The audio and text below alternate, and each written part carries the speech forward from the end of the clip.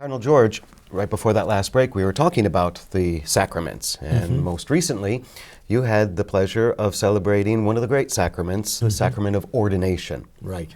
You recently had the pleasure of ordaining 15 men to the priesthood. 12 of them were ordained at ceremonies at Holy Name Cathedral. The ordination ceremony was literally a life-changing experience for those who were ordained.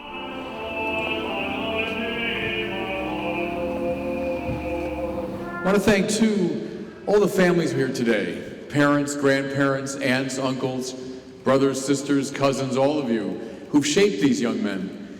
St. John Paul II said the family is the first seminary.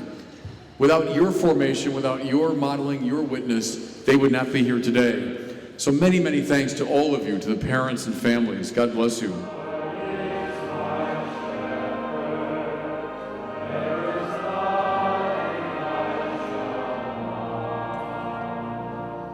You will see the face of Jesus Christ in those you serve.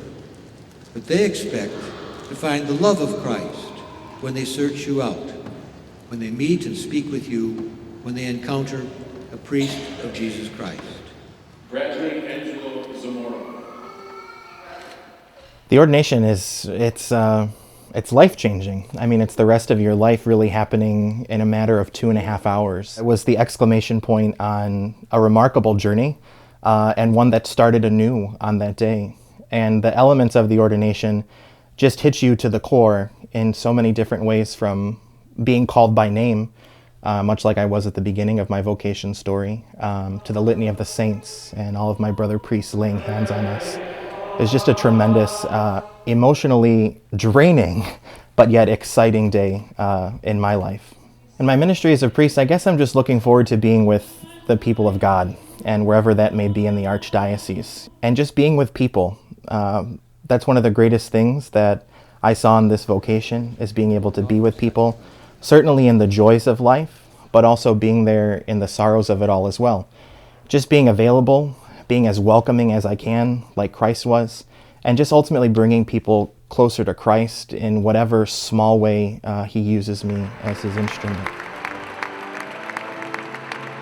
A profound experience, Cardinal. 15 men in total ordained.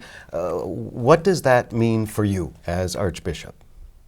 Well, they were ordained for the Archdiocese of Chicago, so it means everything.